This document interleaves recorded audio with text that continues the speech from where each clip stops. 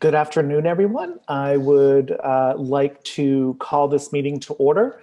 My name is Michael Schenkel, and I am chair of the Advisory Neighborhood Commission 2C. I'd like to welcome you all this evening to our February 9th, hard to believe, meeting.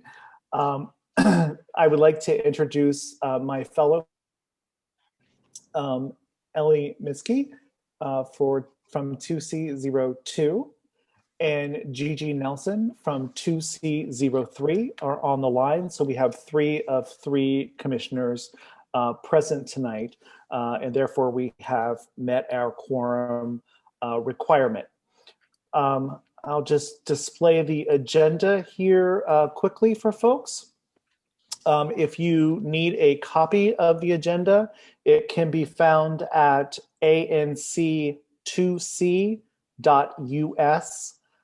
where that is, you can download the agenda there if you need that tonight. And I think maybe I can put it in the chat. I'm not certain I can do that.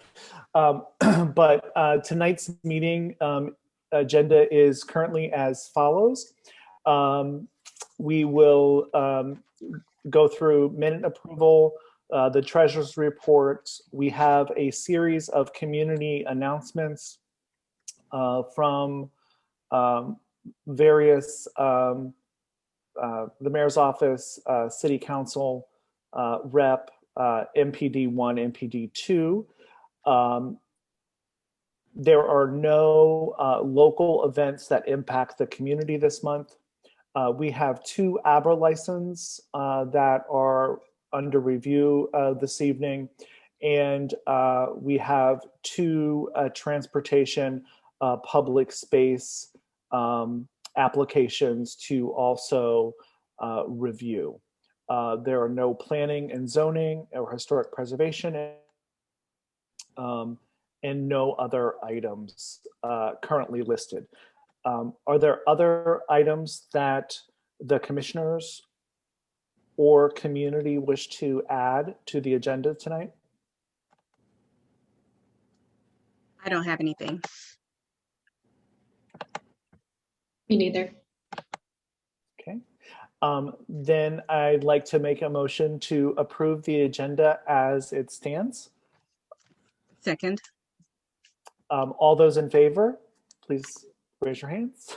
Hey, full house. Okay, excellent. Have you all been able to review the January 2021 minutes? Yes. Yes. Are there any corrections or additions to the minutes? No. No. And is there a motion to approve the minutes? I'll move to approve. Second. All those in favor? Awesome. 3 of 3. The treasurer's report, I'll jump in, Gigi, if you like. Go ahead. Unless you want to do it.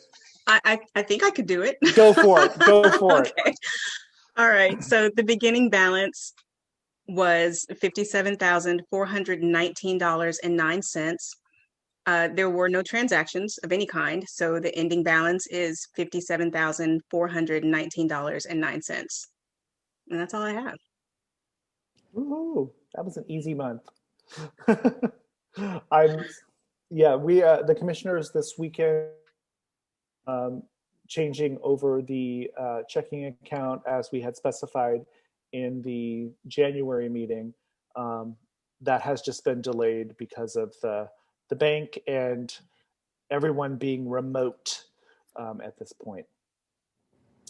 Do we have anybody from the mayor's from the mayor's office tonight? Hi, let's see. Oh, there we go. Hey all. Hi, my name's Joe Florio. I'm with the Mayor's Office of Community Relations and Services. I do have a few updates for everybody. First, we are entering budget season. So we are having a series of budget engagement forums coming up that you all can register for. I dropped that in the chat. So that's a link to sign up and when these budget engagement forums are. So I highly recommend, signing up for those. We are continuing with the vaccination. There are priority zip codes that are going on Thursdays, and then Fridays, the vaccinations open up to eligible residents at 9 a.m. on Friday for the entire city. So we're continuing with that. And then I know that there has been a few issues that I am working on specifically. I know that there is a community or ANC walk that is being planned in over the next couple of weeks. And I know Commissioner Schenkel had sent me a note with a series of issues with a particular alleyway, which I've been working on today with several of our agencies. And so I'm working on, making sure we get some of those issues solved, and then also making sure that we have some folks from some agencies that join us for the walk, which I'm happy to also be a part of. So that is kind of my brief update, and I'm happy to take any questions on the side. I'm available by phone and email, which I'm happy to drop in the chat. Are there any questions or comments for Joe? I just wanted to quickly thank Joe because he reached out to us all and got to have conversation. So I just wanted to quickly say thank you for that and let everyone know he's been really great. Oh, thank you. Extremely proactive, and I love that. It's really a welcome process. Joe did mention that I did have several individuals contact me regarding the alleyway that is just north of H Street between 5th and 6th Street, which we're trying to address some of the issues related to that alleyway that have been reported. And it's several response. So thank you, Joe, for taking that process on. Yeah, not a problem. Any other? It looks like someone has a question for Joe. Oh. Yes, Harold Kloster here. Thank you, Joe. And thank you, congratulations to all the new commissioners, and thank you for the meeting. My question is about all the security fencing around the Capitol, which actually cuts through part of ANC 2C. And can you just tell us what the mayor's office is doing to try to get that security fencing removed? I think it's a real blight on our neighborhood, and it just needs to come down. It's an abomination. So what's going on? Yeah, so I can't provide a specific date to which the fence will come down. I know that the mayor has said in previous press conferences and situational updates that there are several events coming up that may require the fencing to stay up, and for additional National Guard to stay near the area of the Capitol. So hopefully after these, there are a specific type of event, a security event, and I'm forgetting the correct way that they're classified, but I know that the fencing and National Guard will stay up near the Capitol area, at least for a few events through February, but I know that the mayor, would not like to see the fencing stay up permanently. And I know that Eleanor Holmes Norton, Congresswoman Norton, has, I believe she held a meeting regarding the fencing, and she's also been active on making sure that the fencing not be permanent. So while I don't have a specific answer when, I know that the mayor is looking forward to the fencing to come down eventually, hopefully sometime soon. Good. Well, thank you. I hope the ANC and Councilmember Pinto and anyone else, the members of the community, will find ways to keep pressure wherever pressure needs to be kept to to get rid of that fencing. It's just too painful to see and insulting. Thank you very much. Thank you, Harold. I appreciate your comments. Yes, Howard Marks here. I want to add to what Harold had to say. I just came over from a walk around the perimeter fence all the way from where it begins, which is basically a Constitution and third, Constitution and Third Northwest. I went all the way around on the Senate side, all the way around on the House side. What surprised me is how much fencing there is around a number of federal executive on the other side of the freeway. So you're talking about west of the 395 tunnel. I'm not talking about the House or Senate office buildings. I'm not talking about the Capitol complex. There's a series of like 4 office buildings that start at 2nd and Washington Street, and where Washington Independence come together near across from the Botanical Gardens. Only one of them is a House office building, the Ford House office building. The others are executive branch offices. Yet all of them were fenced up, fenced over. I asked the officer, Capitol police officer, whether I could go through. He said I could not. I had to walk like a quarter of a mile south of the CSX viaduct, which is like East Street. Wow. Yeah. You know, I mean, I was out to get my steps today. So I wasn't, but I did raise that issue with him, that it wasn't his fault. But this is like overkill. There is no reason to have that kind of security fencing west of 395. East, I'm in favor of it. I mean, I think that's a good reason. This is totally like unnecessary. No one's going to storm the Ford House office building. And you have the Humphrey building also fenced off, the HHS building, and a number of other executive branch buildings. So I think I agree with Harold. This is an issue the ANC should weigh in on. And also Councilperson Pinto should also weigh in on. Thank you. Thank you, Harold. Howard. Thank you. Both Harold and Howard. For those comments, and we will make sure that they are also raised from the ANC perspective as well. We'd like to move on. Thank you, Joe, for your participation.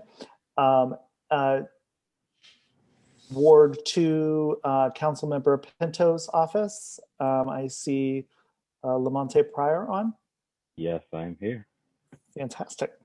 All right, good evening, everyone. So our first update for everybody joining is that Councilmember Pinto will actually be joining the March ANC 2C meeting. I believe it's scheduled for March 9th. That is correct. And she'll be discussing performance and budget oversight process and her legislative and community priorities during that time. The other update is that she will be holding a community meeting regarding the budget on February 25th at 6:30, and I'm going to place in the chat the link to sign up. So for all those willing to participate, please feel free to sign up, and we will make sure that the link is forwarded to you so that you can participate and ask questions and learn about Councilmember Pinto's priorities going into the budget season. Regarding vaccinations, any seniors that are still having any issues trying to sign up or log in or just have trouble accessing or have technology issues, i.e. lack of technology accessibility of those things in that nature, please feel free to contact. And I'm also going to place his email address in the calendar. Our Constituent Services Coordinator, Brian Romanowski. He's been diligently working on this issue nonstop. So he's aware that if there is a mass influx of emails that he's going to receive after tonight, it's my fault. So it's fine.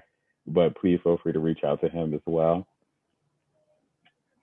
And that is all from us. Most of our time has been, as everybody knows, talking to the health committee regarding the vaccination website and things of that nature. But those are the two main updates that we wanted to make sure you all had tonight from us on our end. And I'm here to take any questions if there are. Well, I don't have any questions, but I also wanted to sort of tag on with what Ellie said earlier, but I wanted to thank you and also Joe for your responsiveness to an issue that we had. As not many of you, most of you may not know this, but my church, St. Luke's, which is not in our ANC, but it is in Ward 2, it was vandalized soon after the insurrection in January. And so I was able to reach out to Lamonte and Joe, and they were extremely responsive. And they reached out to the rector, and she was so thrilled to hear from them. She felt like the city really cared about what happened. And so she wanted me to convey to both of you how appreciative she was and is.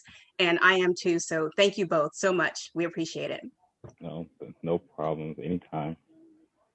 And on that note, thank you, Lamonte, for organizing calls with Councilmember Pinto between her and us as ANCs. That was also much appreciated in the transition process. So thank you. Anytime. Excellent. Any other questions for Councilmember Pinto's office? I have a question for Lamonte. Howard Marks here. Yep. Jeff Maruthian, excuse me, has left his position as Director of Transportation for the city. And we don't know where it stands, excuse me, where it stands regarding a replacement for him. And I know that Councilperson Pinto is no longer on the Transportation and Environment Committee, unfortunately. I was sorry to hear that she left that committee because she did such a great job on it. But having said that, we in Ward 2 have been really subject to a lot of bad decisions by DDOT. Excuse me. And I wanted to make sure that we were able to weigh in during the confirmation process, maybe by working with your office and Councilperson Pinto to have her ask certain written questions of the nominee, whoever that is, so we could get them on the record regarding some of these really critical issues we face here in Ward 2, starting with the stand-up electric scooters, going on sidewalks, for example, this whole micromobility issue, which we're suffering under because these vehicles are operating now on the sidewalk, frightening pedestrians and in some cases, unfortunately, injuring them, and a whole variety of issues dealing with the streets and so on. So if you could convey that to Councilperson Pinto about making sure her constituents could weigh in and be able through her to ask written questions of the nominee, I would appreciate it. Lamonte, thank you. Oh, that's no issue. If there are any questions, feel free to reach out to me at my email address and I'll drop it in the chat, or any of the staffers on hand will be more than happy to pass that along. And when there is a scheduled confirmation hearing date set, I'm sure the council member will have no issue making room in the schedule to try to join that and relay any concerns that the residents of Ward 2 may have. So absolutely feel free to send any emails with questions, concerns regarding the confirmation process that you would like to relay to DDOT through the staff, by all means. And Lamonte, if you could maybe through Michael or through the website alert us to when that confirmation hearing will take place, that would be very helpful so we're alerted to it. Thank you. Sure, I can for all the ANC commissioners, especially ANC 2C, to once we have that date sent over to us. Absolutely. Great. Thank you very much for that. Any last questions? I had one. My name is Reginald Black, and I work in 2C near Metro Center. Have there been any conversations about how the vaccine is going to get to some of the unhoused in the area there? Yes, I believe that was a topic that was brought up during one of the meetings Councilmember Pinto had with, I'm blanking, unfortunately, on the head of the agency that she had spoke to, but that was one of the concerns that she brought up about having some sort of community outreach to those unhoused residents throughout Ward 2 and the district as a whole to make sure that they are on the priority list as well, since the mayor has made it a priority to have people experiencing homelessness to be a part of the vaccination plan as well. I don't have a direct recollection, unfortunately, but I can make sure to bring it back up with Councilmember Pinto as well. Okay, reason why I asked, because we do have a place we can use, which is New York Avenue Presbyterian, and that being the downtown service center. So that could be somewhere, you know, where some of these specialized vaccinations for the unhoused in the area could take place. A lot of them, you know, come by for lunch at least every day. So you said it's Presbyterian. Yeah, right off of New York Avenue. Got it. And 13th Street. Thank you for that, Mr. Black. I will say that I do know that DHS is planning with the Department of Health a vaccination to happen at the where the new Pat Handy site is moving to, which I believe, if my memory serves me correctly, is 1009 10th Street.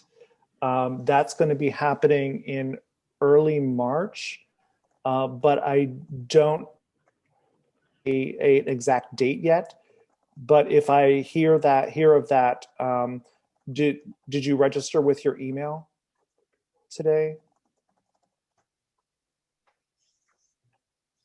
Yes, I have. I can email you that date when I have it available to me. Okay. Cool. Thank you. We'll move on to MPD 1. Hello, everyone. Hey there. Hey, Captain Duro. Sorry you caught me off duty here, but hopefully you don't miss the uniform too much. A quick overview of January, and actually I'd say I usually go over the 30-day numbers, the prior 30, so that's what I have in front of me. I know you had requested the January numbers, which I sent to you as well, and they're fairly similar. They're always going to be fairly similar, but looking at the last 30 days, our crime numbers are looking pretty good compared to last year. There were 3 violent crimes, and a total of 6 property crimes. That compares to 49 property crimes during the same period last year. So 88% decrease. Really, we're, with the decreased activity we're still seeing in the downtown area and around Chinatown, it's the numbers are significantly lower still. So if you're just looking at raw numbers, we're looking really, really good. I know there's still some disorder on the streets and some concerns about that. And we discussed the alley, will remain part of that conversation. I just talked to my sergeant about it yesterday. I know they're continuing to check that area. But like I said, with the decrease in focus on kind of, aggressive quality of life crimes, we really have to look at the kind of those underlying social and economic reasons why, environmental reasons why certain areas are seeing more disorder than others. I think but like I said, we'll remain part of that conversation. The other thing we had 1 stabbing and 1 shooting kind of back to back in Chinatown. And those were also related, I think, to kind of that street level activity. Neither of the complainants were very cooperative. We didn't really get a good story of what happened. I would guess, and this is just a guess by looking at the incident and the kind of the profiles of the victims, is that it was probably related to like some low level narcotics activity. But like I said, that's just a guess, but that's the kind of thing we are still seeing from time to time in that area. So those are the highlights. Be happy to answer any questions. Thank you very much for your email about the 5th and 6th Street as well. I really appreciate you guys monitoring that. And thank you for already being there.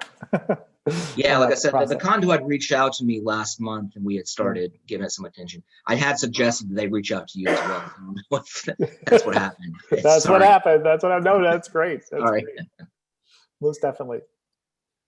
Any questions for Captain Duro? I have a question. Go ahead. I lost my fellow commissioners. Commissioners, do you have any other questions? No, And I didn't. Howard? Sorry.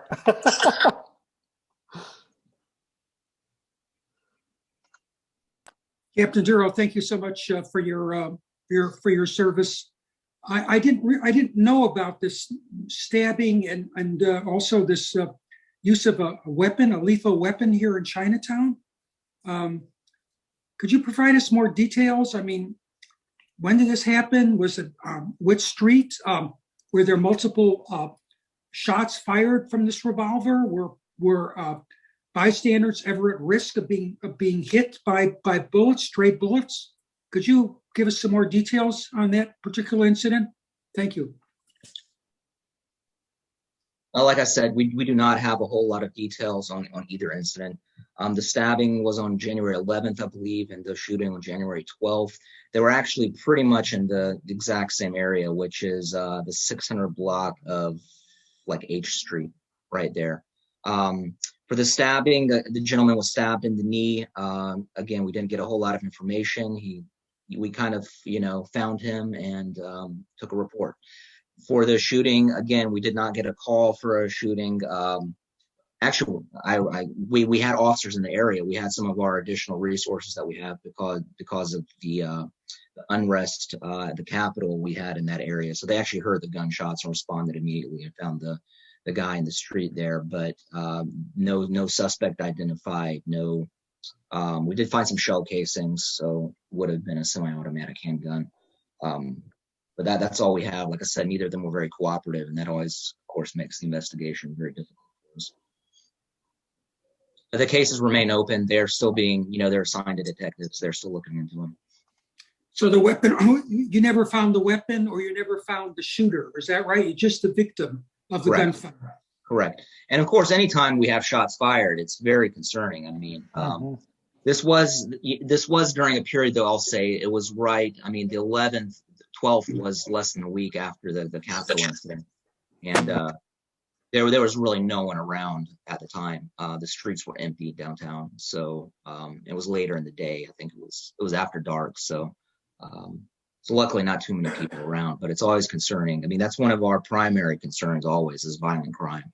So, we try to, that's our number one priority when we're looking at allocating resources, et cetera. But as you know, the city as a whole has seen a lot of gunplay in the last, 6-8 months to a year. It's just been, we have seen less in that area than we have in other places, luckily. So, but yes, of concern to us and definitely something we keep an eye on.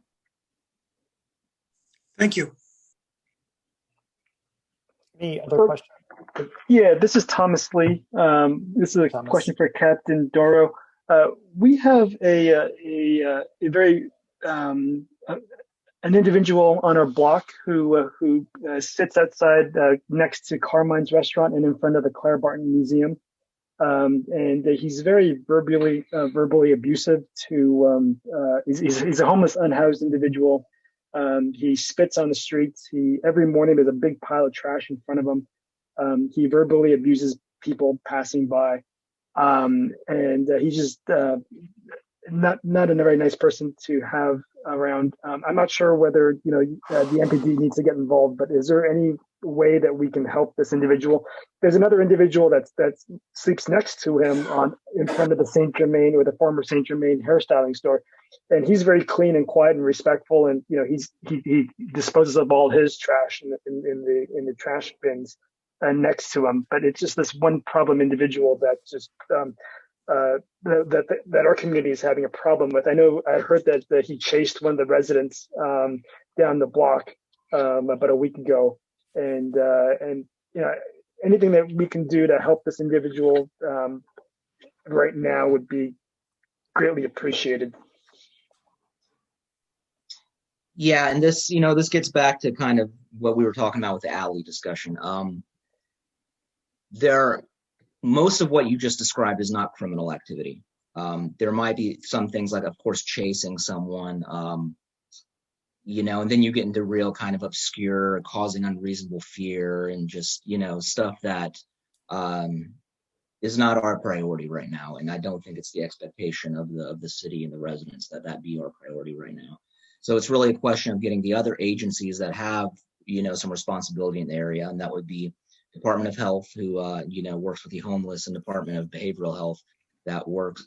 Department of Behavioral Health works with mental health consumers, and Department of, I'm getting this wrong now, Human Services, I believe. There you go, Human Services. Yeah, yeah, they work with the homeless.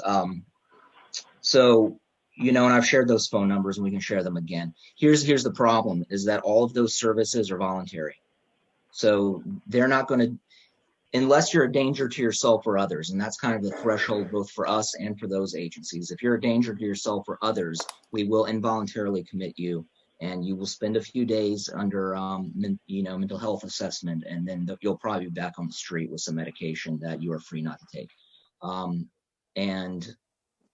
But anything else is just completely voluntary. So if they don't want to get housing, the agencies aren't gonna, they're not going to get housing because they don't want it.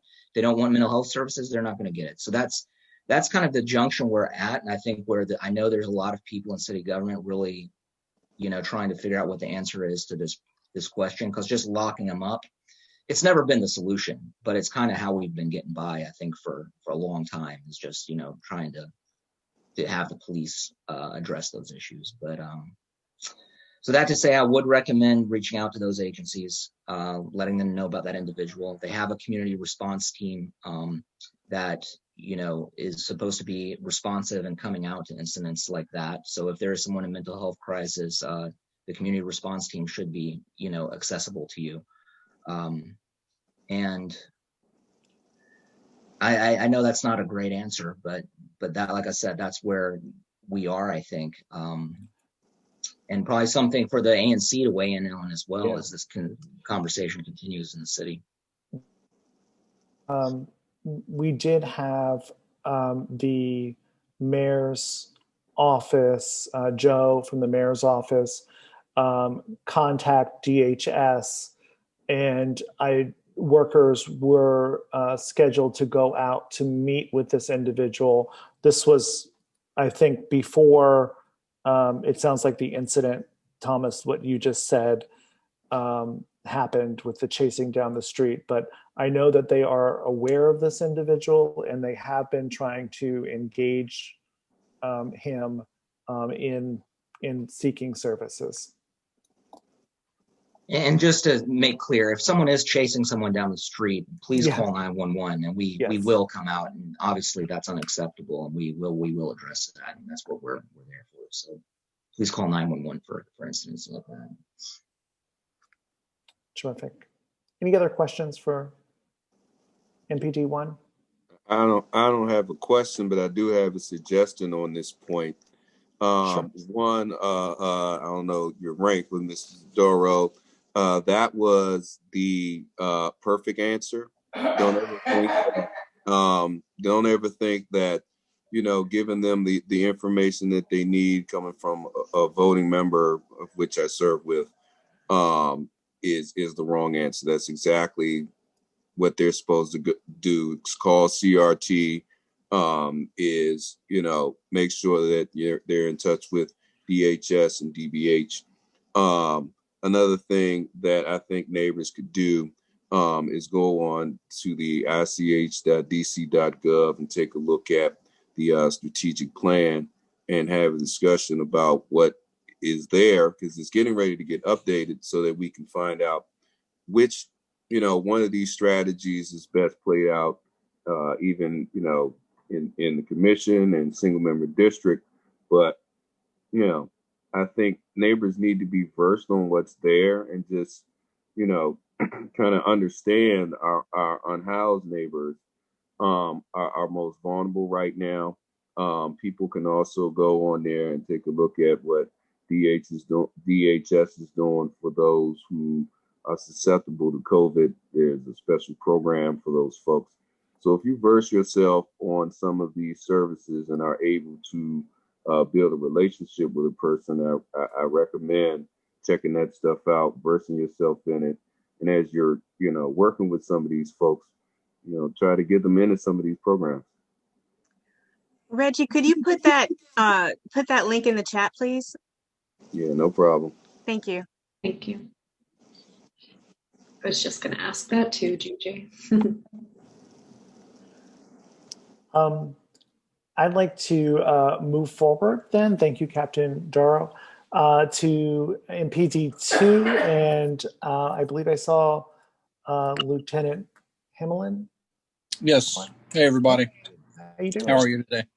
Very well. Yeah, so I don't want to go over a lot of stuff Captain Duro already talked about. Our crime is down, in ANC 2C. It's also down in PSA 209. And the businesses, a lot of them are still closed and in the process of reopening. So, but crime is down across the board. One of the biggest issues we've been having citywide recently is carjackings, unarmed and armed, along with theft of stolen autos. And they're being used. Those cars are typically used in more serious violent crimes like robberies, things like that, where they can use a stolen car or a car that was carjacked to commit more serious felonies so that they can't be traced or tracked. But a lot of these cars that are being stolen by drivers leaving their keys in the vehicle.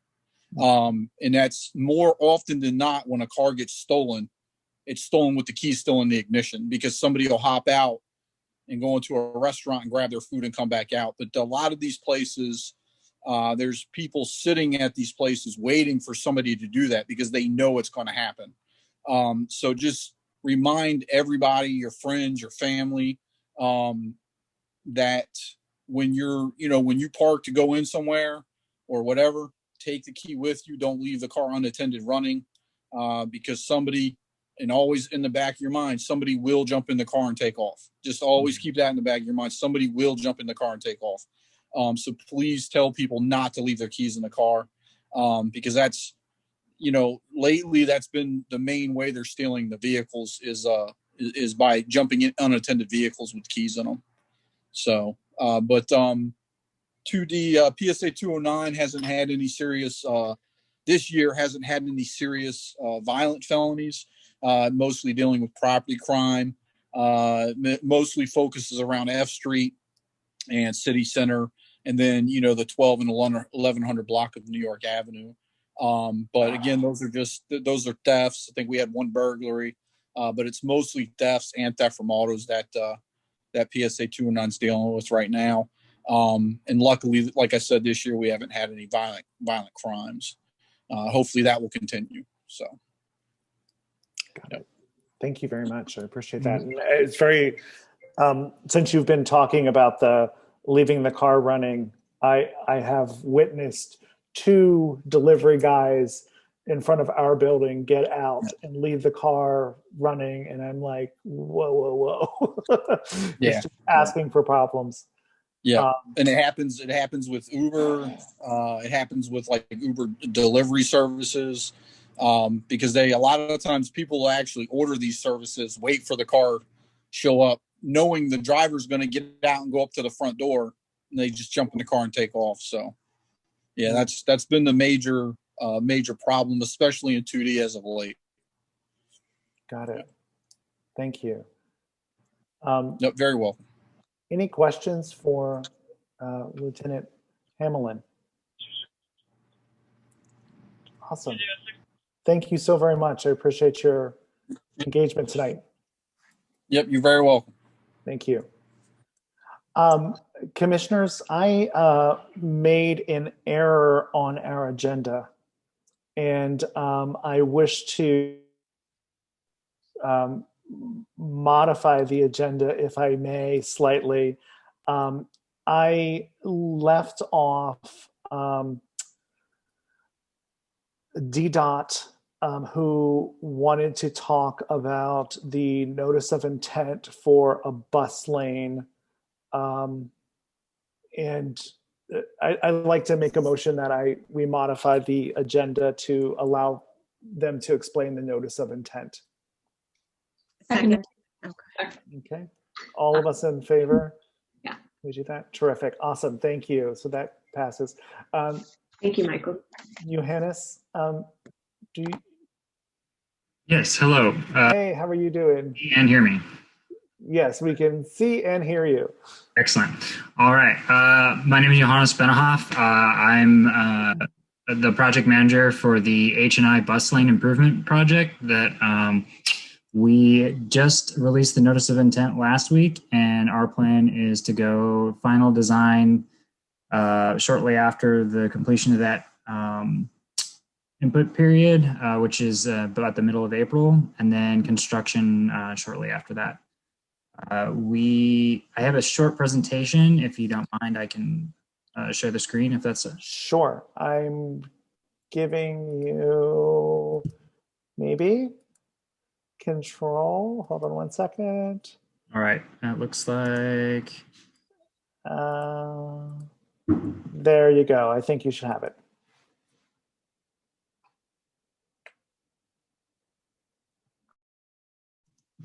All right. Can you see the screen?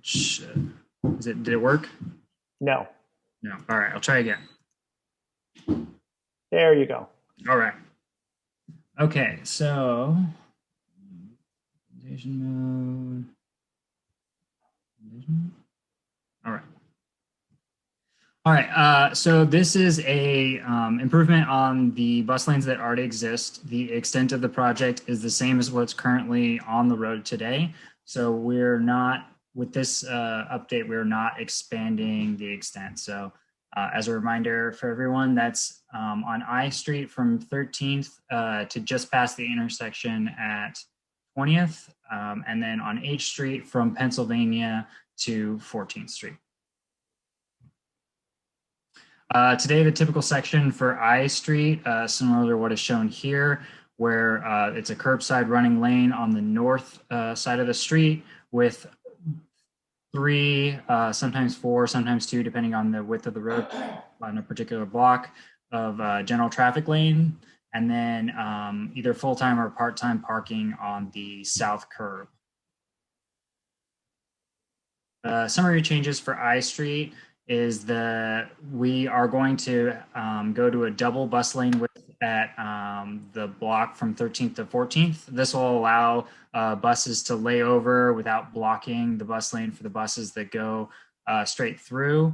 It also gives us more flexibility for bus operations in a very congested area where a lot of buses have their terminus or hub, and there's a lot of like changes for different bus routes and connecting with other services at Franklin Park. So that'll allow us better operational ability, both for the circulator and WMATA. We are also introducing an offset bus lane on blocks with heavy right turn volumes. So I'll show a graphic of what that's going to look like.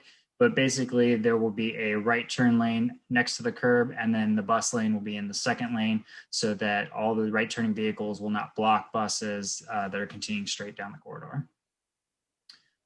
For some of the blocks, we are switching to a full-time curbside access. So the exact programming of each block or each section of each block will be determined by the needs of that specific block. So some blocks may have full-time parking, some may have full-time loading, some may be a combination throughout the day based on what's needed there. So we want to try to target that specifically to blocks rather than doing a wholesale, we're just going to do this to the curbside. But the idea is that some of the blocks will be full-time instead of the configuration now where it's mostly rush hour restricted lanes. So that should help some of the deconflict some of the issues with loading in the bus lane that happens right now.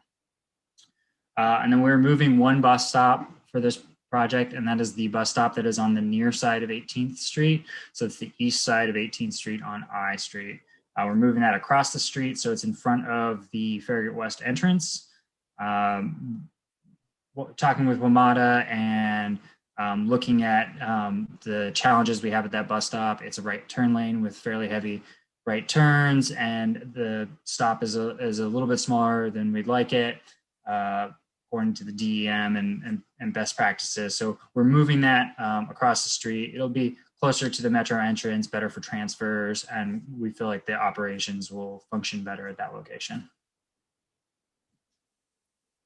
Here's an example of what the double bus lane will look like. That nearest to the curb lane will be for right turning buses and buses that are laying over. And then that second lane will be for the buses that continue straight through on the corridor. And you have the 3 general purpose lanes on the rest of the right of way. And this would be a this would be a permanent bus lane. It wouldn't be something that would go in this area, would not go on and off by time of day. Nope, this would be all day 20. For the block from 15th to 16th, that's had a heavy right turn volume there. So this will be the configuration where the innermost lane will be a right turn lane, and then the bus lane will actually be in that second lane, so buses will be able to bypass that heavy right turn volume. We also see that configuration at 20th Street, so the block between 19th and 20th. And then looking at 8th Street, it has a very similar typical configuration, just in the reverse. So you have that south side of the curb is the existing bus lane, and then 3 to 4 general traffic lanes, and then some type of curbside access, either part-time or full-time parking, loading, those kind of uses. We'll have a similar double bus lane. This is approximately from Connecticut to Vermont, in front of the Lafayette Square. We also have a lot of layover activity there, and kind of a similar situation we have in front of Franklin Park. So it's another area we identified where we could benefit from those 2 lanes to help bus operations. And then we'll also be doing more of the offset bus lanes for right turns. And then 8th Street will have more full-time curb access on the north curb. Here's a example of what that double bus lane is going to look like. The right turns, the block between Vermont and 15th Street is a heavy right turn volume where we'll have an offset lane, as well as the next block from 15th to 14th is also going to have that offset lane with a dedicated right turn. I should also mention that this project is also going to fix some of the inconsistencies of lane width throughout the project. There's some sections where the lane widths do not meet the required specifications for both general traffic and for bus lane. So we're fixing that with this project. So you'll see much more consistent lane widths that are safer for all different types of modes using the roadway. The bus lane widths are wider in a lot of sections, so that will come closer to a safer standard for the bicyclists and other authorized users that are sharing with buses. I know it's not the ideal safety or the safe condition for everybody, but generally we found that most cyclists that use the bus lane feel more comfortable than the general traffic lane. Just the buses, professional drivers and other things that can make that feel a little bit safer than general traffic lane. The project schedule, we're wrapping up designs. The NOI is out. We plan on going to construction this spring. It's going to be coordinated with finishing up the design after the NOI period, and then a couple other construction projects that are happening in the area that we need to make sure are wrapped up before we start, so we don't have to redo a bunch of work. Mm-hmm. Are there any questions? When the the bus goes from 2 lanes to the lane that has the turn. How does that work at the intersection?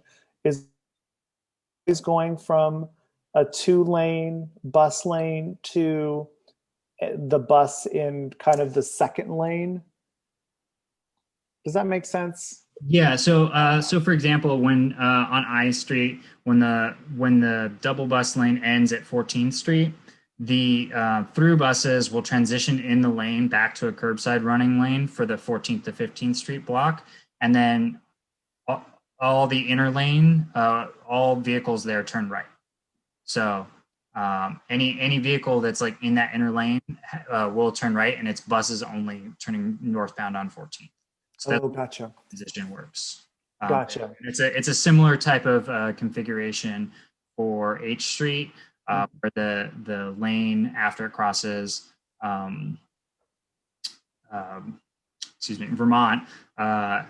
it moves back to the curbside running lane. Yeah, got it. And I know that there was concern when this was originally launched that there would be Ubers and ride shares stopping in the bus lanes. How has that, what has that been like? And so during the initial pilot phase, I think it was more pronounced than when we made a couple of operational changes and tried to help out with some more loading and pickup and drop off type zones nearby as an alternative, plus getting the education out to all those kind of services that, like, this is a new thing, we understand, but this is the regulations for it. Make sure that you're following that. It's not perfect because nobody's perfect when it comes to like doing everything they're supposed to with traffic laws.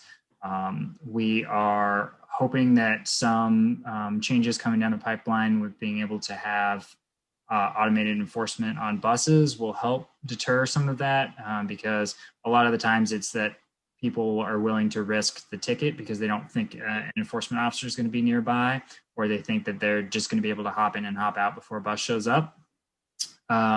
So this, with cameras on buses, has the potential to kind of deter that behavior, because you will get a ticket when a bus shows up and takes a picture of you walking the bus lane. So we're still working on exactly what the how that program is going to work, and then more will be coming out on that through the program manager for that program. And the notice of intent is that it's out there, the letter of intent. Comment period is open until?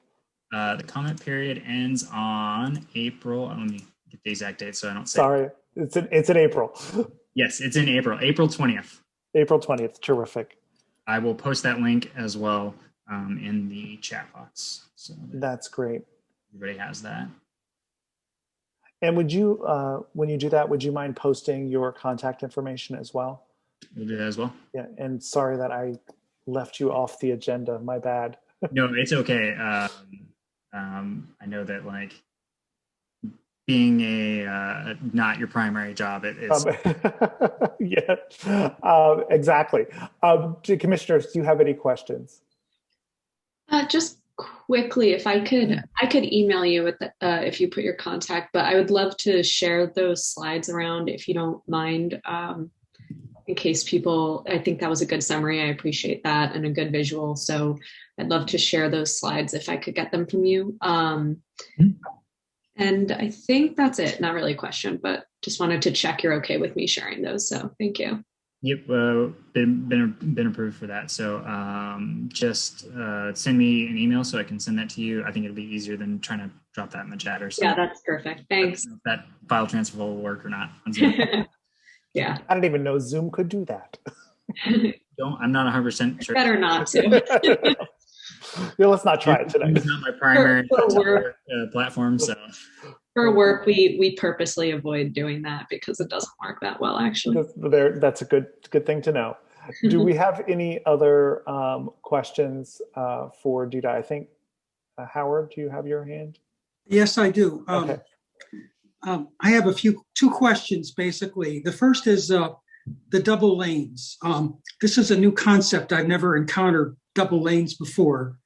Operationally, so I'm familiar with that bus layover point. It's mostly circulator buses on I Street between 13th and 14th going westbound that lay over on the current single bus lane. So I'm just curious how a double bus lane will work. I mean, that is if I'm the driver, I'm a bus driver, a metro or circulator bus driver, and I'm not intending to lay over. I'm just going through, heading west on I Street, or maybe turning right on 14th. Where am I supposed to discharge my passengers? Yep. So for the buses that are going to be dropping off passengers on that block and then heading straight through and not making it right on 14th, our plan is to install a bus island kind of between about mid-block. It'll be fairly near where the new cafe will be. So that they'll pull up to that island and discharge passengers there, and then they'll have a flat ADA compliant level service to walk, roll, whatever method of mobility they use after they get off the bus, right onto the sidewalk, and then they can move whichever direction they need to, and then the bus can continue straight on. If a bus is laying over, there's WMATA layover space kind of before where we plan on putting that island towards 13th Street, and then there's stop there that's at 13th Street. And then the circulator layover space will be right after the island, and there will be a short merging area for any bus that's not laying over but does need to make that right onto 14th in front of the circulator layover space. So all of the bus operations teams and everybody's kind of like taking a look, and we've worked it out that there'll be enough space for all of these activities to happen. And what about the passengers being discharged onto this safety island? How will they cross that layover lane safely? I mean, if I'm a passenger, yeah.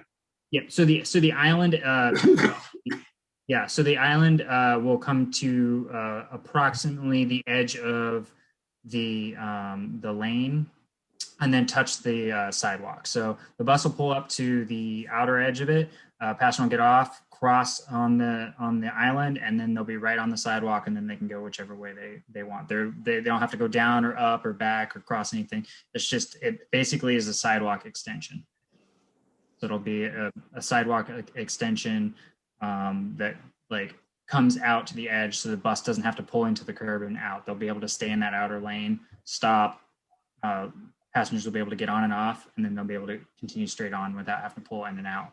Because that pulling in and out of the curb requires more distance and more space, so that reduces the amount of layover space we'd be able to have. Whereas if they can just continue straight, it creates a shorter distance operationally. So as I understand it, there'll be one section that'll be layover for metro buses and another section layover for circulator buses. And in the center, if I'm getting this correctly, will be this drop-off point. Mm-hmm. This island, and this island though will edge into the sidewalk because the layoff buses will not transit through that area. They'll either pull in, pull out, one on east of the island and one west of the island. Is that a correct summary? Yes. Okay. Other question I have, you mentioned about cameras. These are cameras on which buses? Circulator buses, on metro buses? So the idea would be both circulator and metro bus. It's still in the works, so we have not finished the program. We're still working on a pilot for it to make sure that it is operationally feasible. But it would be similar to what other cities have done. And New York has a program that they have done, but it'd be a similar program. So as I understand it, the way the law functions in terms of the driver being this provision being enforced, that you have to have a picture of the license plate and a driver, a person in the car. That's my understanding. So how will this how will this camera capture both of them? So I do not believe that's the law for parked vehicles. Okay, so how will they capture the license plate then?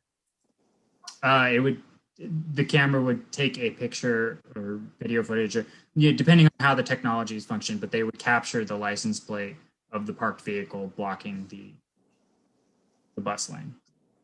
And you say this is being done by the New York City Transit Authority now? Is that correct? I think MTA is the one running the program, and there are several other cities that have similar programs. But it's a project that's being worked on, and we're working on a pilot for it. So. Well, thank you for doing that, because I cycle through that area and I see rampant abuse by delivery trucks, especially on 8th Street going east of the White House, east of Lafayette Park, between Vermont and 14th. Every time I'm out there, there's 3 or 4 or 5 delivery trucks blocking the bus lane. So I'm glad you're paying attention to that. Yeah, I mean, we understand that, like, there's only so many people you can hire to enforce this, and automation and technology kind of can help us. And then if everybody follows the law, then nobody gets tickets. So okay, yeah. Thank you. And thank you. Reginald, I noticed you had a question before. Was it addressed, or did you still have a question? Yeah, I actually had 2. Kind of Mr. Marks there got at it. So how much of this project is intended to be improvements to the Franklin Park restoration? Because I assume with that you could get those extra feet out of them redoing the sidewalk there, or what's the conversation about restructuring that lane there? So we've talked with both the bids that cover this project area, and they have questions, concerns throughout the project, and we're talking with them, taking their input, just like anybody else that comments on it will take their input and work through that. But they are not moving any curb line out into the street, so that be working on the island. So we create that boarding island for that for the running buses. And then as far as space on the sidewalk, they're already under construction, so we're not changing any of their plans that's happening. Because I was thinking that project would be contingent upon the changes they're going to make to the park, because that's where a lot of the water and everything, pools. Thank you for that. But far as the enforcement program that you have on the bus lane, what outreach is being done to those businesses that do have to have that type of delivery service and those types of things going on? What is the conversation with them? And is there any data into law enforcement disparities tied to any of the programs you researched? So be interesting to know how that plays in the traffic stops. I think you cut out a little bit there. I missed just the last sentence or two. I would think we would want to understand, with a program like this, what does it do to traffic stops, and is there a risk to that? Because then I think there needs to be some further conversation about, just general drivers in the district about this program as well. Mm-hmm. Yep. You know what I'm saying? Yep. So we definitely have engaged all of the enforcement partners in DC. So DPW primarily for parking, MPD, moving violations, and other types of crime and enforcement. And they have definitely given us feedback on best practices and given really good suggestions on how we can help them in partnership. Also, the automated traffic enforcement program is a joint program between DDOT and MPD, and their project managers helping specifically with this kind of pilot program for the bus cameras, and hopefully getting that to a permanent program that we can use. We're also engaging with the businesses to try to find alternative locations that don't block the bus lane, and or create design features that would move the bus lane away from the curb where we can, so they can load. So I think there's a couple places where we're still trying to refine the design to balance those needs, because we know that there's a big operational need for both pickup and drop off, and for loading for businesses. So our freight planner and our curbside management team are very much engaged in this process to try to find those alternative solutions. So we know that curbside access is at a premium everywhere, because there's only so much curb, and everybody has lots of different activities that they want to do there. Terrific. Thank you very much.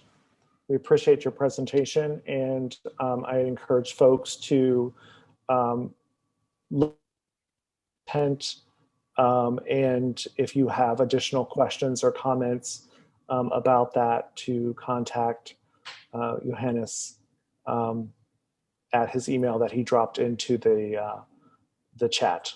And I just want to check, was that put in the chat yet?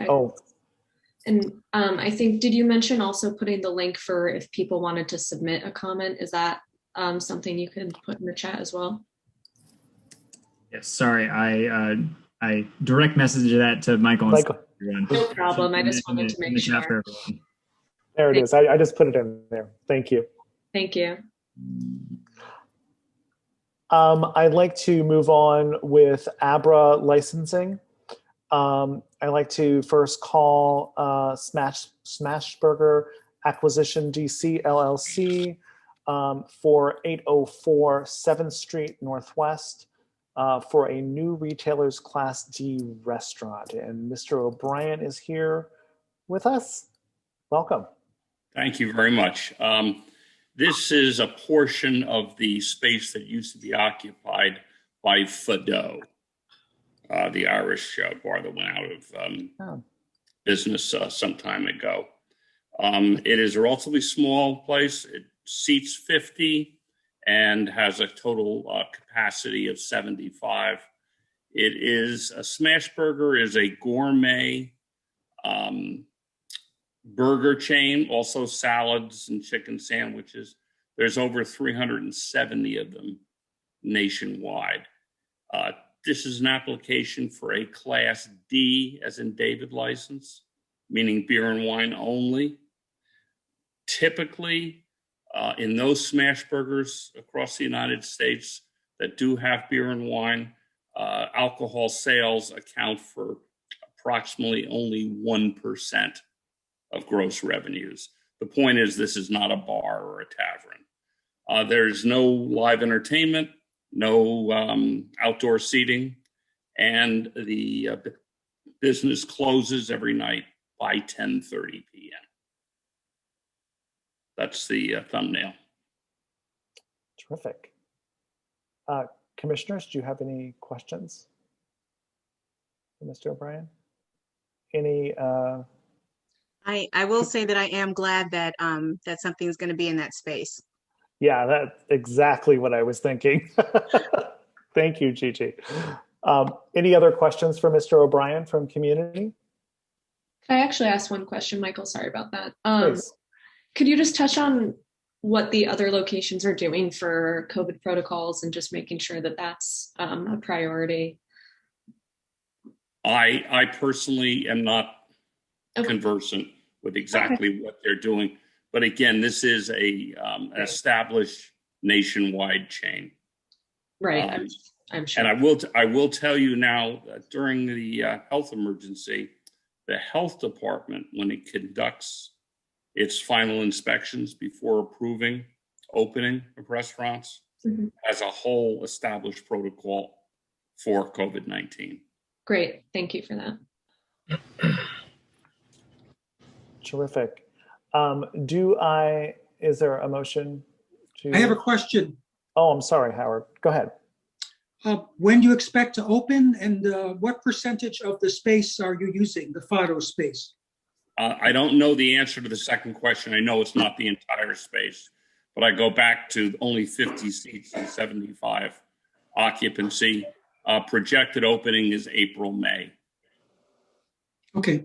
We look forward to it. We need some more activity here. I live in the Residence at Gallery Place, kitty corner from the location, and you know, it's been a disaster, as one of the commissioners just said. That west side of 7th between H and I, it's virtually everything. 70% of that space has been vacated. 70%. So it's good news. Thank you. Thank you for your presentation. I would like to move that we send a letter of support for Smashburger Acquisitions LLC for their 804 7th Street location.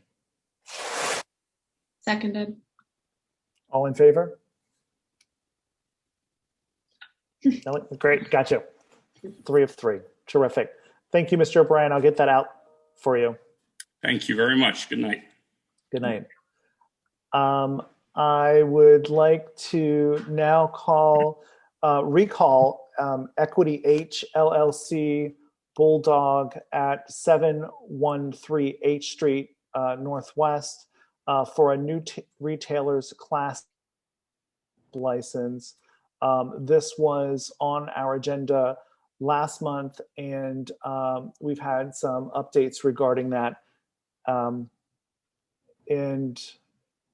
who is speaking for the group tonight? That'll be me, Borzu Biabani. How are you, Mike? Hey, good. How are you? Good. Good. Welcome. Do you want me to display your PowerPoint here? Sure.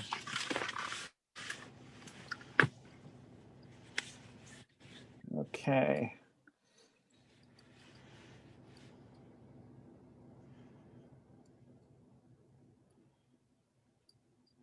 Okay, it's all you.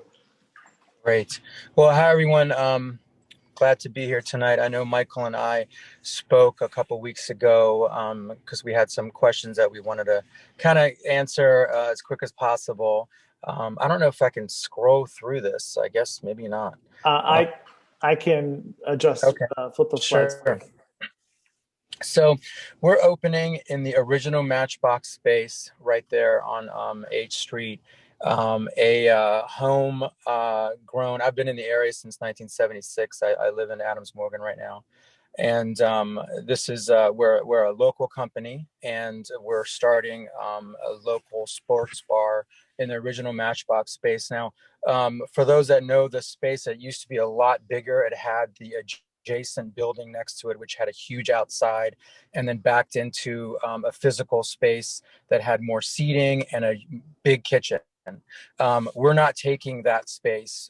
We're taking basically half the space. It was actually 2 different building owners. The building that we're in is owned by Douglas Jamal, and we basically bricked up the entrance between the 2 buildings, and we're taking just what was in fact the original Matchbox building. I think it's roughly 2,200 square feet.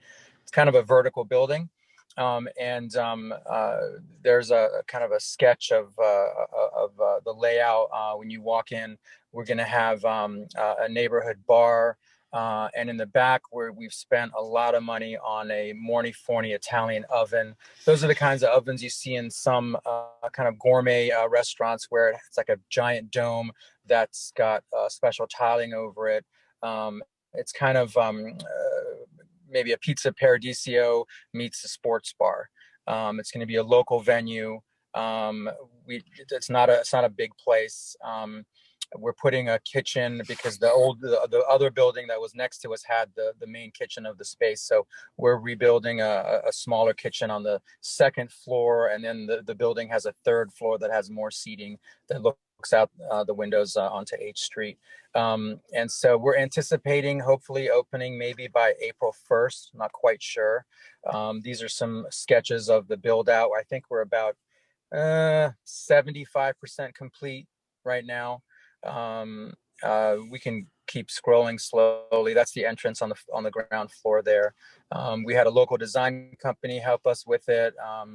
We have a local construction company helping us build it.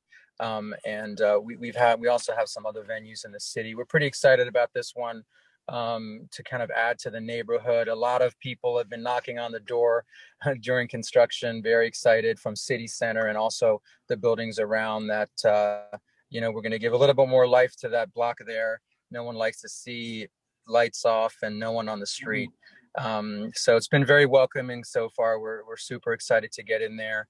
We're going to be specializing on gourmet pizzas, various types of like local beers and regular bar, and also a lot of dishes that we can make in this special oven, kind of like skillet type dishes. That's kind of our theme. It's called Bulldog. We want to eventually start, we're going to be donating and having some dog type contests and donations, and a lot of the people that have a hand in this have a love for animals. So we're going with that theme. We love the British Bulldog, and it's going to be a very quirky theme on some of the floors. I don't know if you can see that slide on the bottom left, but the lights are giant bulldog face holding some bulbs, but it's kind of an interesting, kind of fun environment. And it's a real neighborhood place. We want to have the games from soccer to football to basketball, some place where, very non-pretentious, very casual. People can walk in anytime, enjoy a pizza and have a drink, and in a place, not a giant establishment, but we think it'll be cozy and hopefully successful. It's great. There's a better picture of the bulldog light. Yeah, they're a lot bigger than I thought when I saw them. I was like, wow, but they look really, really cool. Terrific. And there were a couple of concerns that we did have at our last meeting. And one of those was the hours of operation for the outdoor space that was kind of the sidewalk location. And I'm just opening it up here a second. Sorry about that. I think I have, if you want me to open, I could share. I have the I have the hours down as the outside cafe until 3 a.m. Oh, you have it. Okay. Yeah, there, I just found it. Thank you. Yeah, we had the sidewalk cafe hours until 2 Sunday through Thursday, and then Friday and Saturday 8 a.m. to 3 a.m. Our concern with that is the neighboring buildings, and it's customary in our neighborhood that we end outdoor cafe sidewalk service at 11 Sunday through Thursday, and Friday and Saturday at midnight. And I'm wondering if you're willing to change those hours of operation. Yeah, the sidewalk in the front there, I know we have some seating that we propose to do out there. I know the DC, I think you have to be about 10 feet away from the street. So it's going to give us really a real tiny space there. Our intention for that was, I don't even know if we can fit maybe more than even two little small two tops. Our intention for that was not really to have an outdoor, big fanfare, a ton of tables on the sidewalk. It was mainly just because, this pandemic is slowly creeping to an end, we hope. And we wanted to have a couple small tables out there just to say, hey, we're open. And going by closing down at those times, we don't have an issue with that. The intention was never really to have anything of any significance out on that sidewalk. It was mainly just to have a kind of a light on, a couple people outside. Hey, these guys are open. Let's go on in there, because anything we can show the neighborhood that we're open, we think is a good thing for everyone. Oh, I completely agree. Having the, I completely agree. You being open and having some presence there.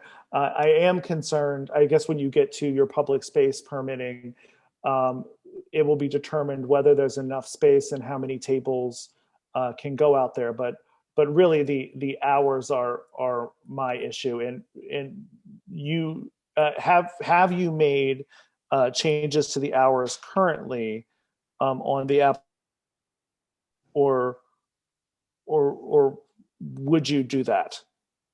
Yes, we're happy to do. I can talk to the legal team and an addendum to speak to those times. We don't have an issue with those times. Great. The earlier times that you mentioned, yeah. Yeah, the earlier times. Yeah. That would be great. Mm-hmm. And commissioners, do you have any questions or concerns? Could you tell us why you went for a Class C nightclub license? Yeah, these are all of our establishments have the same type of licenses. We have another one that's a diner in DuPont Circle. We do majority of that establishment is all food. It's just something we've always done, is to go with that type of license. We didn't want to, some alcohol tends to be more expensive than food, and we didn't want to kind of balance the percentages and for the licensing with food and alcohol costs. It's always been the way we've done it. We've never had any issues with any of the ANCs regarding any type of noise or alcohol issues, or things that were not welcomed in the neighborhood. We're very vigilant with our locations. We're very neighborhood centric.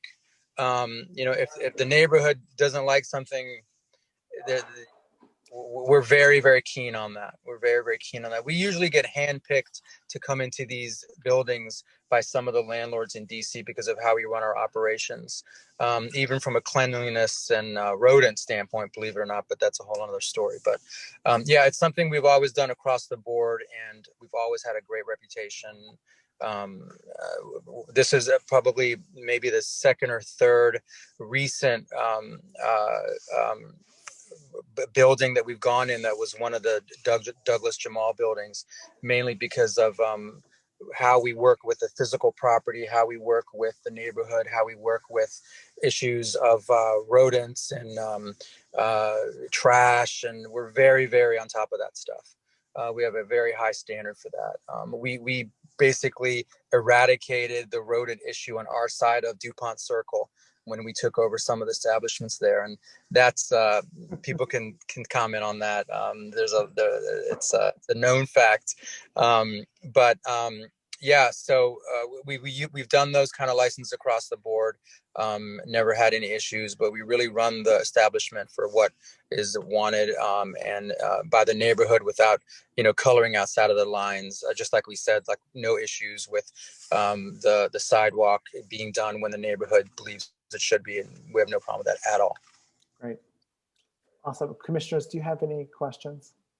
I didn't have any questions, but I will say that you said that you're from here, so you know the rodent problem probably better than a lot of people. So it's really good to hear that that is a concern that you take seriously. Obviously, in this area, we being downtown with such a concentrated number of restaurants and different types of businesses, it's a huge concern down here. Yeah, enough said about that. But you did answer my other question though about the sidewalk cafe or your tables out front. I was curious about that, but I understood you to say that you're only looking at having 2, possibly maybe 3 small tables out there. So you're not really looking to have a large outdoor presence. That's right. Okay. All right. Thank you. You're welcome. Are there any other questions for the establishment? All right. I had a question, Michael. Oh, I'm sorry. Really? It's okay. It just struck me as a little bit later than what we typically permit for the inside premises, but maybe I'm wrong on that. I just want to make sure we're being consistent. So I wanted to bring it to both of your attention. Is that consistent with what we usually do, 4 a.m.? The inside of the establishment, we have not We haven't set a time for. really regulated unless it is in a residential building. Okay, I just that's- wanted to make sure that Yeah. I wasn't sure what the exact. I knew we did a specific hour for outdoors, so as long as that's which you already agreed to, then yeah, I have no issue. Great. And I have Howard and then Mr. Black. Yeah, so thank you. This is all very good news. That Matchbox space has been vacant now for quite a while. You know, I'm looking forward to having some of that special brick oven fired pizza. I hope you'll offer vegetarian and also cheeseless pizza. We have both. We have both. Both. All right. Put me in line. Put me, you know, I want to be first in line when you open. So the only concern I have, and just one of the commissioners just mentioned, are the hours, indoor hours. I think there was a problem with Penn Commons about people lingering outside after hours. And I think they addressed that with a sign. And so I think you want to work with, we're at the Residence of Gallery Place. You want to work with us about that issue. Hopefully life will come back here. And by the way, Georgetown Hoyas play at the Capital One Arena, and the name of their mascot is Bulldogs. Bulldogs. So there you go. You're going to fill up with those those students. I hope so. I hope so. Yeah. So, and you did mention hockey, that, by the way, in terms of sports. So you don't want to do anything that's going to like tick off any of the Capitals fans, that you're not a big hockey place either. Well, we're going to have a lot of screens, so hopefully we'll have everything everyone wants there. We're really wiring the place up to be able to do that, and we're really looking forward to it. We've gotten a lot of it. This is probably the place where we've had more knocks on the doors from neighbors as we've been building the place than anywhere else, so that's been really cool. Okay, good luck and congratulations. Thank you so much. Thank you. Mr. Black? Yeah, so I see that you've applied for a nightclub license, and I would assume that under that license, the Office of Nightlife and Culture is one of the agencies for the purview for some of your issues. So my question is kind of strange, but I think it's warranted because it's a nightclub license. So is this particular establishment going to contribute to protect, preserve, and archive the official music of the District of Columbia? Well, you know, we are local, and we've seen DC is a very special place, very, very different place than a lot of places around the country. And we've seen a lot of companies come from out of town and kind of leave. DC residents are a particular bunch, which we love, and we get the city.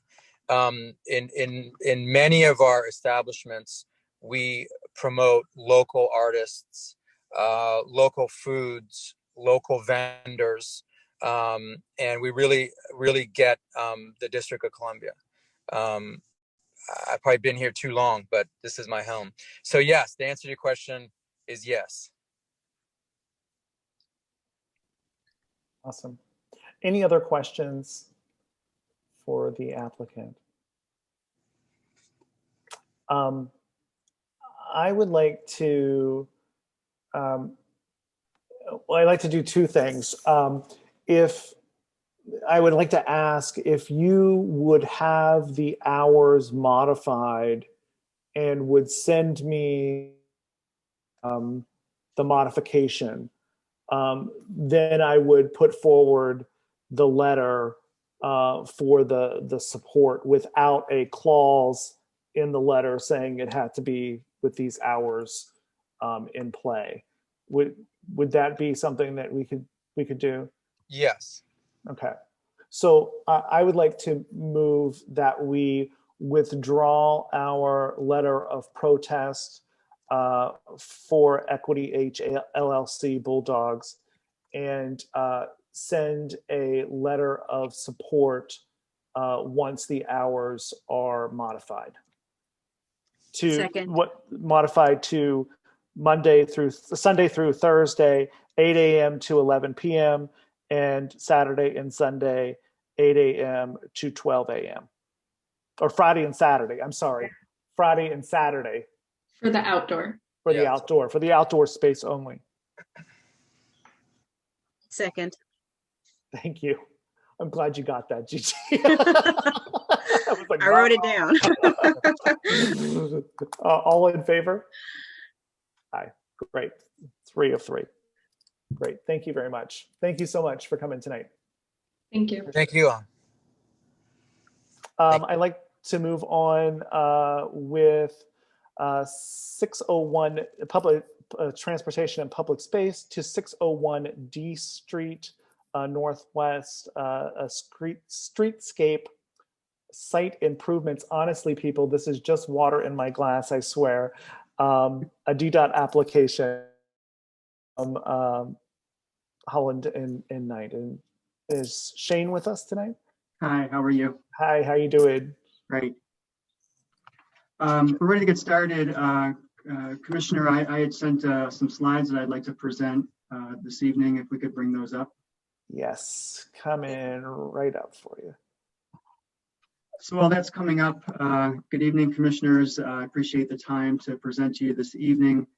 In the interest of time, I was going to introduce the members of the team that are joining us this evening, but I'll just say that I'm Shane Detman. I'm the Director of Planning Services and Land Use Planner with Holland and Knight, and I'm here today. We're going to go through a proposed collection of streetscape improvements proposed for the adjacent public space next to the existing office building at 601 D Street Northwest. I have with me Christy Scheicher, who's my colleague at Holland and Knight, as well as representatives from Tishman Speyer, who are the owners of the existing office building, as well as a couple members from the design team and the construction team who are here to answer any kind of detailed questions that you all might have after I provide my brief comments. You all are probably familiar with this, the office building at 6th and D Street. It's the Patrick Henry building. It was built in the 1970s. And Tishman is in the process of a full interior renovation of the building, as well as some modest exterior improvements to the building in order to get the building ready for future tenants that are scheduled to go into the building. Actually, one of them is already in there. It's the DC Office of the Attorney General, who is occupying a portion of the building currently. Tishman is busy getting the rest of the interior of the building ready for federal tenants. Back in 2019, the building was occupied by the Department of Justice. They vacated the building. As I mentioned, DC OAG is now in there. The remainder of the building, once the project is complete, will be reoccupied by the Department of Justice. You may have noticed some ongoing work that's going on at the building. Currently, Tishman is completing a small amenity space build out on the 11th floor, right at the corner of 6th and D Street. And there was a new smaller entrance located on the east side of the building along 6th Street. Currently, there are 2 building permits that are pending under review by DCRA. One is for the interior build out of the building in order to finish the rest of the space for the Department of Justice, as well as some exterior work. That's a separate permit for some minor rooftop work for a new generator that'll be located up on the roof. Some main entry security enhancements that are located on site right at the main entry along D Street. Some select window replacement along D Street, as well as in the back of the area, and a loading dock modification area to construct a small enclosed loading area, again, at the rear of the property off the alley. So I wanted to touch base on 2 things this evening. One, primarily being a presentation of the proposed public space improvements.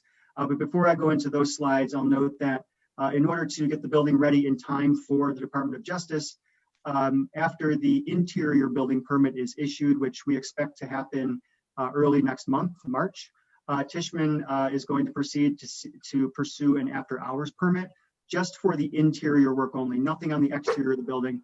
And so it'll just be for interior work. That work is expected to take place between March and October. and any materials that are expected to be needed for the interior work during the after hours will be delivered during normal operating work hours during the daytime. So there'll be no deliveries at nighttime. Tishman will paper the windows in order to prevent light spillage. There'll be no exterior dumping or disposal of any kind, purely inside the building. The workers will access the building after hours through the garage, and they'll take their breaks in the garage. So we don't anticipate there'll be any issues with that interior work. So moving to the public space improvements, which is the primary reason why I'm here this evening. If we could go to the next slide, please.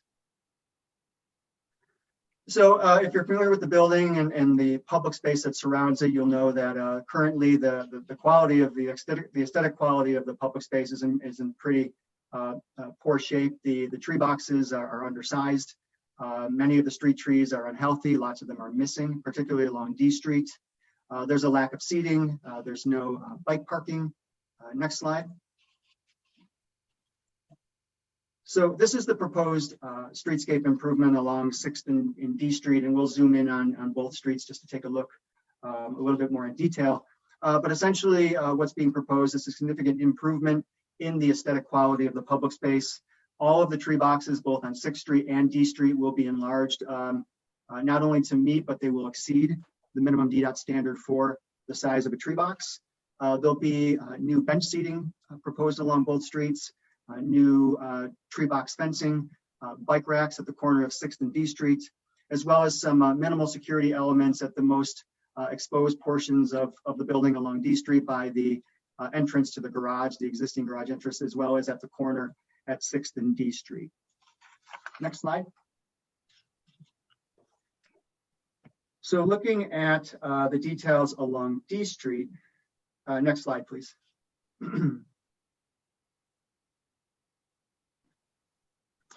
So the palette of materials that's being proposed is consistent with the downtown streetscape regulations. So anything that's being proposed in terms of the bench seating, the bike racks, those are all consistent with the downtown regulations. With respect to the bike racks, you've seen them all over the city. It's DDOT standard inverted U bike rack. Those will be installed at the corner of 6th and D Street.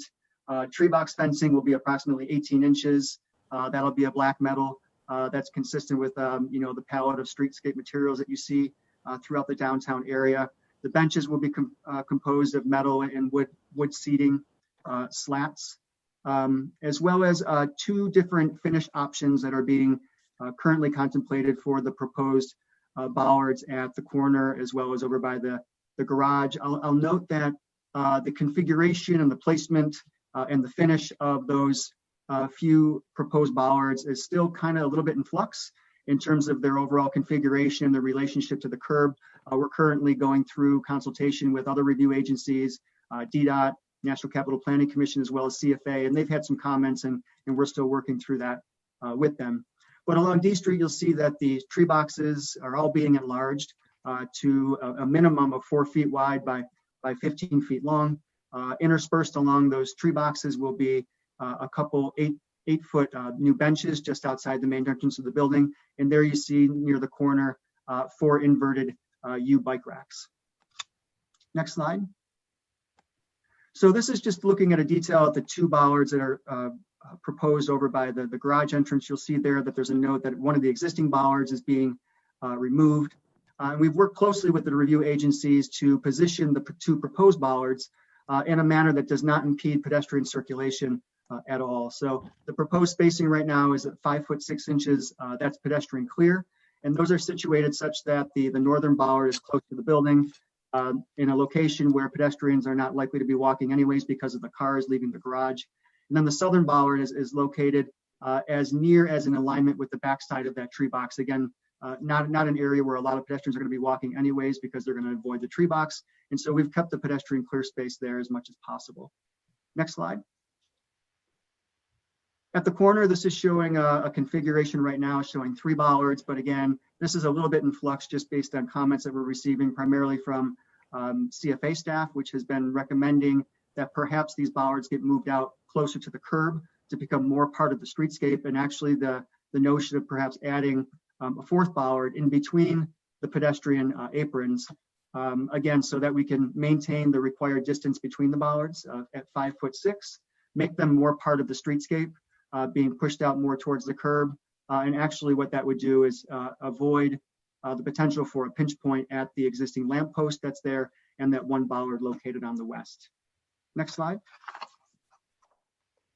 And so to continue along 6th Street, you can see that that palette of materials that I just presented to you for D Street is brought around to 6th Street, where all the tree boxes are being even further enlarged into 4 feet wide and 25 feet long.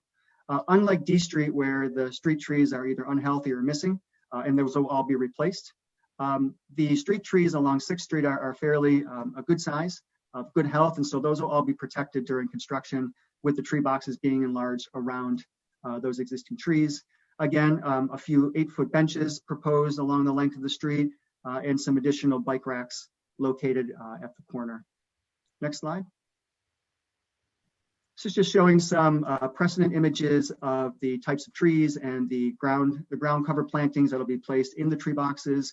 Again, any kind of plant materials that are selected for installation will be done in accordance with any kind of DDOT UFA guidance on what is an appropriate street tree for this area.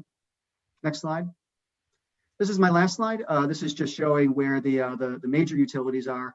And luckily, we don't anticipate any kind of utility work in order to carry out the public space improvements. Most of it is in the street. So we don't anticipate having to do any kind of major or even minor utility work as part of this project. And so that's all I have. Again, I want to thank you for the time to present to you this evening. We would love your support. And with that, I'll take any questions that you might have.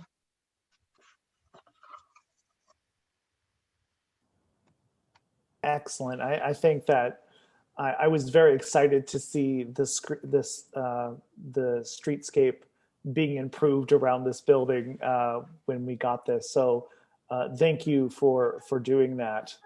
I'm very excited by it. Commissioners, do you have any questions? I don't. No, it looks good to me. Thank you. I'm sorry, go ahead. Oh, I was just going to say, so there is a question though about the after hours work. So I just wanted to make sure that we address that because I think that that side of the building sort of probably faces the Clara Barton a little bit more than it does the Lafayette. So if you look under, or equal probably. But so just in terms of the noise levels. I know how to raise my. In terms of the noise levels, what do you anticipate that being? I mean, from what I understood, there wasn't going to be hardly really any because it is going to be interior. The after hours work is going to be all interior, not outside. So I don't anticipate there being any noise, but how would you address that? Yeah, so again, in terms of, as I mentioned, all of the materials that are going to be required for the after hours work, those will make sure that those are going to be brought on site during normal business hours. So no deliveries or anything like that. I know Tishman is going to instruct and has instructed the workers that will be on site during after hours to arrive through the garage, park in the garage, and take their breaks in the garage. So I don't anticipate any kind of noise with respect to workers taking their breaks outside in that respect. I do know that, and we have Eric Phillips with Tishman here. As I understand it, they have already started to do some sound testing inside the building in anticipation for the after hours work, just to see to the extent that there's any kind of noise impacts, what is the extent of noise that will be heard outside the building. And Eric or my colleague Christy, perhaps if there's anything to add to that, please do. Sure. Nice to meet you all. Eric Phillips, Tishman Spire. On the noise, right now, our guidance to our contractors is to prioritize work that would be noisy. So, right, demolition, swinging of hammers, we're going to prioritize that scope for normal business hours. And all other work will be during off business hours. To the extent that there are concerns or complaints as we go through the job, we're more than happy to work with you to make sure that your requests are accommodated. And I would add, Commissioner Nelson, that we would also provide a contact name and telephone number for you, so that if at any point there are concerns or issues, the resident can contact you, and then you'll have an immediate person that you can contact. And again, as you know, these permits are good. These after-hour permits are good for 30 days. So, to the extent that there were recurring problems that couldn't be resolved, certainly the ANC could take it back up after 30 days. But I think that based on what Eric is saying, we're comfortable that there aren't going to be those adverse impacts. But I think we've put some safeguards in place so that if there are any unexpected issues, we can address them quickly. Okay, thank you. I just have to commend this group.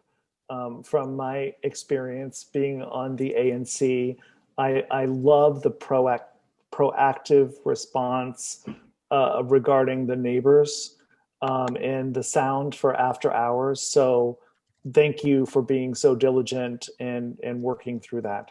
I wish I might use this video as a sample for others in the neighborhood to follow. I see Joanne Newhouse has her hand up. Thank you. I did have a question about the benches, about how long they are. If there any length that someone could go sleep on them, they really should have a bar in the middle, an arm bar, because most of the benches that are long enough for someone to sleep on have arm bars to designate individual seats.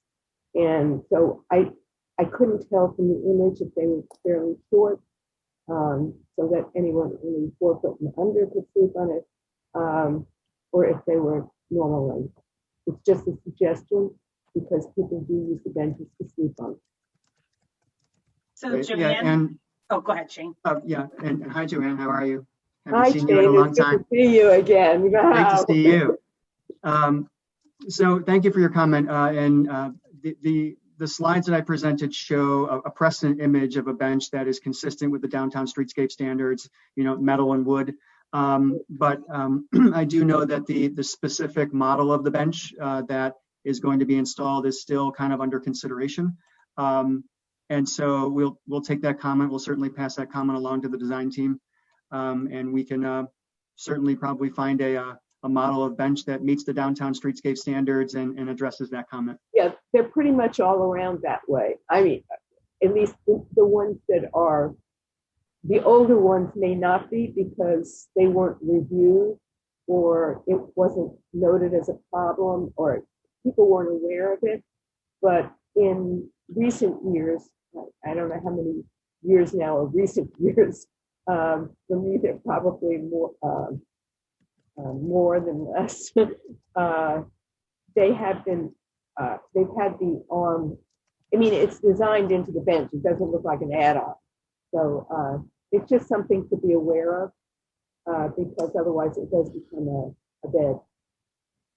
I'd jump in there and say I actually have seen a lot of community members who disagree with that type of architecture. So I did want to raise that other side of it. A lot of people actually give pushback to, hostile architecture to our homeless, unhoused neighbors. So I just wanted to have both perspectives out there for your consideration. I actually took note that they did not include that piece of metal when you presented.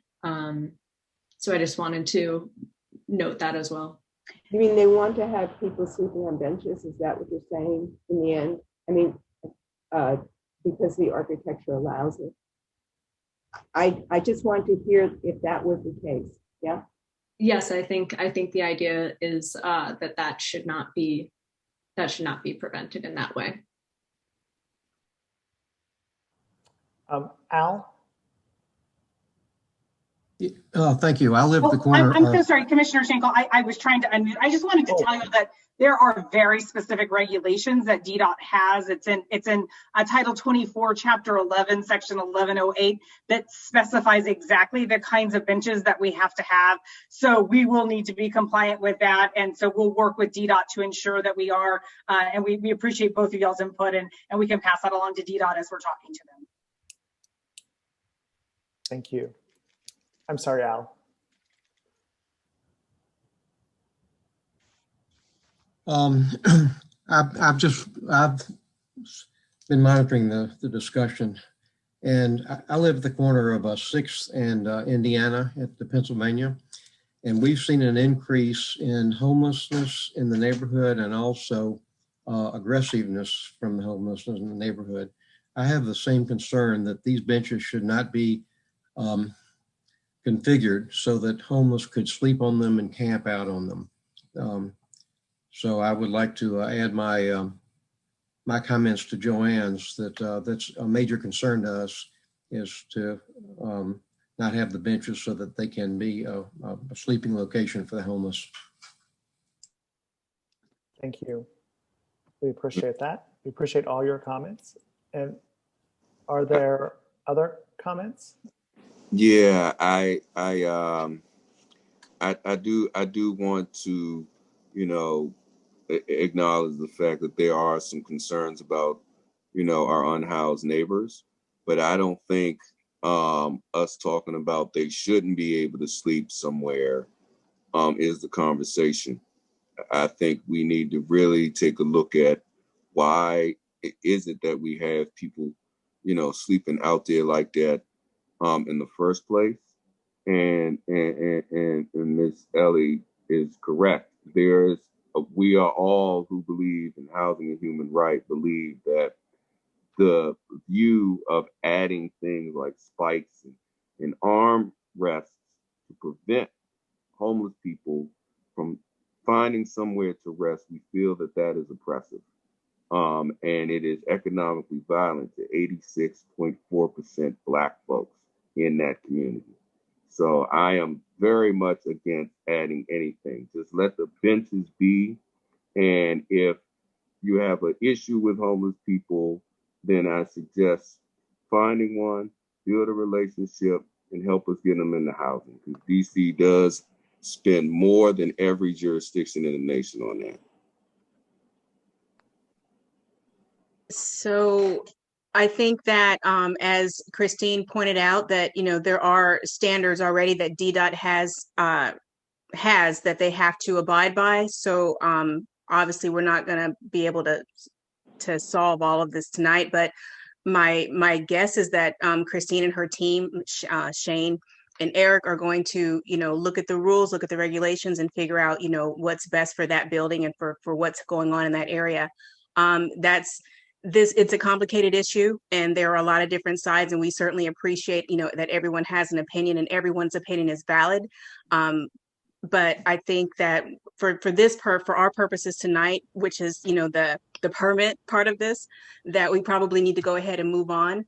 So I move to send a letter of support for the what was that, the interior or the streetscape, the interior improvements. Have I got that right, Michael? The 601 streetscape site improvements. Yes. I will second that. Yeah. All in favor? Aye. Awesome. So we will send a letter of support to that. I know that we have been saying for quite some time that this is a very complicated issue regarding some of the issues and challenges that are happening in our neighborhood. And I'm committing to try to figure out the best way to resolve these issues as well. And I know that it is something we're going to have to consider as we move forward. I will say that Can I just say something on this issue, because it's bigger than this? I'm sorry? Can I just say something just a little broader? I'm an urban planner by profession, and I know that San Diego has a fabulous program concerning people who have been homeless.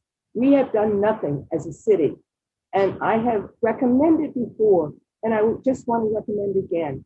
San Diego, we should recommend to the city to look into the San Diego solution. They have provided single occupancy units for homeless people so that they do not have people sleeping on the street. And they are well kept and well cared for. And we do not have a program that can accommodate homeless people. I'm not against, I'm very much for that program. I think that is the type of answer that the city needs. I don't think neighborhoods should be encumbered by the problem individually, but I think the city needs to take this on and address it, and they don't. And it is something that really needs to be done. And it's just a recommendation, and it's not going to be addressed until the citizens really push the city to do something about it.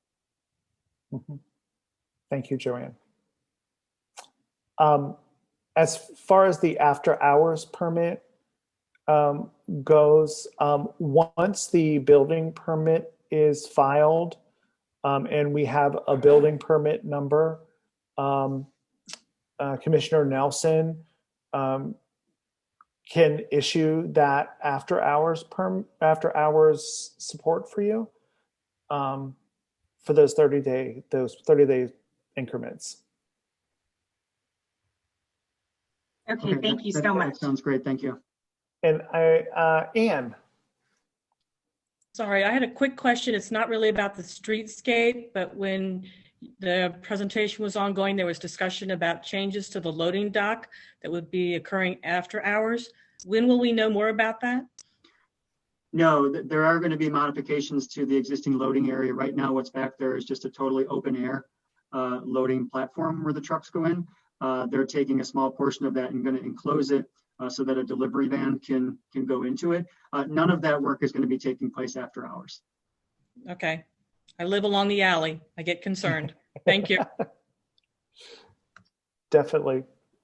And I think that, that is something, do you live in Commissioner Nelson's building? The one that amends it. I'm on the Clara Barton side. Oh, you're on the Clara Barton side. Gotcha. Awesome. Well, definitely we can, as the construction continues, please do engage us if there are challenges, and we can work with the team to find some mediation if necessary. But it sounds to me like this group is being extremely proactive in thinking this through with the close proximity to the residences there. So I would like to move forward for the best sandwich place at 1300 I Street Northwest for a new sidewalk cafe. Thank you, commissioners. Have a good evening. I appreciate it. Thank you so much, Shane and Christine and Eric. Thank you.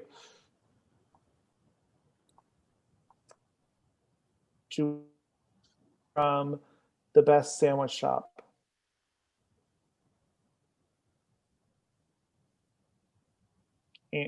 Anne, are you?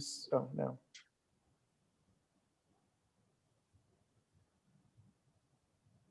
Okay. No one's here from the best sandwich shop? I do not believe so. Okay. Nope. Okay. I have no other business tonight. Does anybody in the community have any last things? Any last concerns? Yeah, I just want to say for the record, I believe in housing being a human right. Well heard. Thank you. Awesome. Do I have a motion to adjourn our meeting? Motion to adjourn. I'll second that. All in favor? Awesome. Thank you all so very much. Have a good rest of the month. Please reach out to us with any challenges. And next month we will have Councilmember Pinto, who'll be presenting on the budget and her priorities for this year. Thank you so much. Have a great night. Thanks, everybody. And Michael and Gigi, we could email about Saturday as well.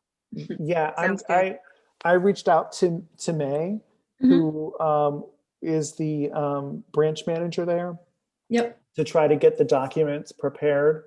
I did not hear back, but as soon as I do, I'll try to get something scheduled. Okay. I could also call and check in too and encourage them, that we want to kind of have a quick visit if you think that'd be helpful. Yeah, exactly. Please do. Yeah, I'll do that tomorrow.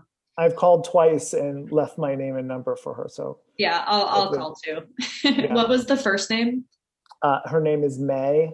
May. Perfect. Okay. Yes. All right. I'll talk to you guys soon. Have a good night, everyone. All right. Good night. Thanks. Bye. Bye-bye.